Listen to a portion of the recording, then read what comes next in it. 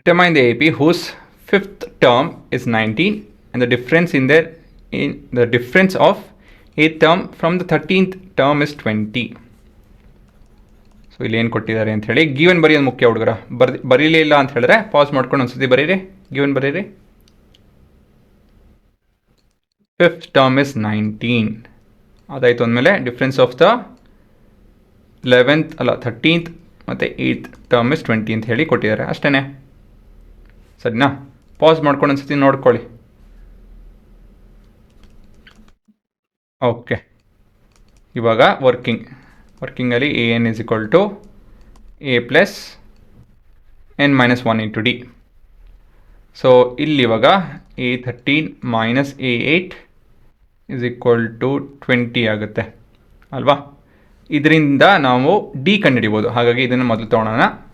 So ಇದರಲ್ಲಿ A plus 12D ಇದೆ, minus of A plus 7D ಬರ್ತಿದೆ. So this in turn is equal to 20. So we have plus A minus A ಕಟ್ಟಾಗ್ತದೆ.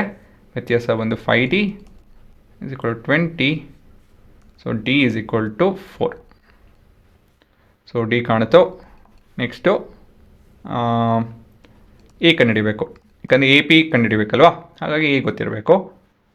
So A would be A plus 4D which is equal to 19. ಇದು 16 ಆಗುತ್ತೆ. So therefore A is equal to 19 minus 16 ಎಷ್ಟು ಹುಡುಗರ? ವ್ಯತ್ಯಾಸ ಏನೋ 3 ಅಲ್ವಾ?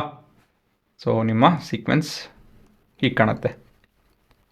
ಮೊದಲೇ term 3, ಅದಾದಮೇಲೆ 7, ಅದಾದಮೇಲೆ 11, ಅದಾದಮೇಲೆ ಸಾಕು. ಇದೆ ನಿಮ್ಮ ಸೀಕ್ವೆನ್ಸ್. ಆಯಿತಾ? ಇವಾಗ ವೆರಿಫೈ ಮಾಡಿಬಿಡೋಣ. ವೆರಿಫೈ ಮಾಡೋ ಸ್ಥಿತಿಯಲ್ಲಿ ಇದ್ದೀವಿ. So let's verification. ಹಾಂ, ಇದು ಎಕ್ಸಾಮಲ್ಲಿ ಬರೆಯೋವಂಥದ್ದು ಏನಲ್ಲ ಇದು. Obviously we can't do that. Coding ಮಾಡ್ತೀರಾ ನೀವು. ಸೊ 3 ಅದಾಯಿತು ಅಂದಮೇಲೆ ವ್ಯತ್ಯಾಸ ಬಂದು 4, ಒಂದು 20 ಟರ್ಮ್ ನೋಡೋಣ. So copy paste.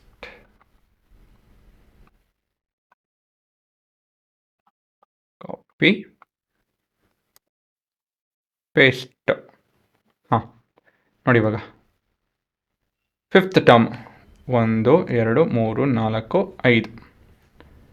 Eighth term 1 2 5 6 7 8 ಮತ್ತು 13th ಅಲ್ವಾ? 9 10 11 12 13. ಫಿಫ್ತ್ ಟರ್ಮ್ ಇಸ್ 19 ಸರಿ ಇದೆ. ಇವೆರಡು ವ್ಯತ್ಯಾಸ 20 ಇರಬೇಕಾ? 20 ಇರಬೇಕು, 20 ಇದೆ. ಹಾಂ, ನಮ್ಮ ಉತ್ತರ ಸರಿ ಬಂತು.